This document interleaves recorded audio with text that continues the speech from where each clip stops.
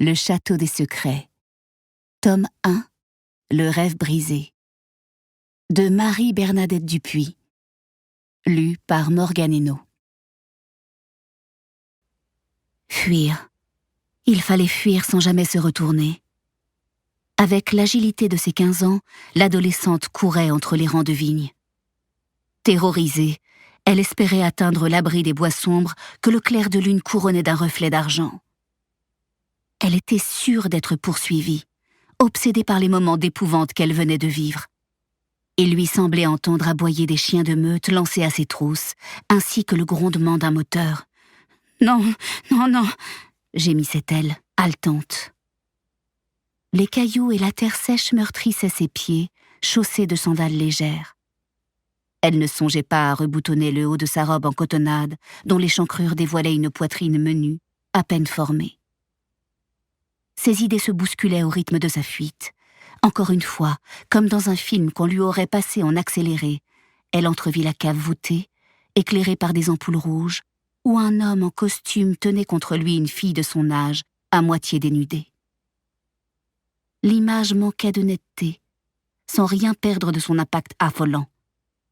C'était à cet instant précis qu'on l'avait prise par la taille pour l'entraîner dans un recoin. Là, des mains brutales s'étaient posées sur son corps. « Non, je ne veux pas, ce n'est pas possible, j'ai inventé tout ça !» gémit-elle. Le couvert des arbres était proche maintenant. L'obscurité se referma sur la fugitive, qui s'arrêta le temps de reprendre son souffle. Elle scruta le sous-bois en priant pour se trouver en sécurité dans sa chambre et que rien ne soit arrivé. Pendant quelques secondes, il lui vint le regret poignant d'avoir agi à sa guise, poussé par sa soif obstinée de liberté. « Je suis près de l'étang ?» s'étonna-t-elle. La fraîcheur de l'eau sur sa peau lui apparut comme l'unique moyen d'effacer ce qu'elle venait de vivre. Encore une dizaine de mètres, et elle tomba à genoux sur la berge tapissée d'une herbe douce. La clairière où s'étendait l'étang laissait filtrer une vague luminosité bleuâtre, suffisante cependant pour révéler un délicat visage impassible, sous la surface à peine troublée par la brise nocturne. Non. Qu'est-ce que c'est ? Une fille dénudée d'une atroce pâleur reposait là, les paupières closes. Ses cheveux blonds lui composaient une dérisoire auréole.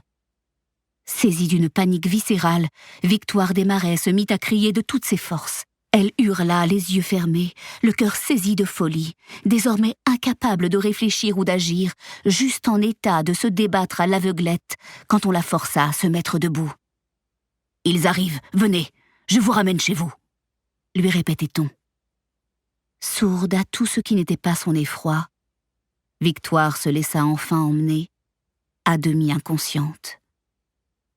Elle perçut un bruit de moteur, puis ce fut le noir absolu, le silence.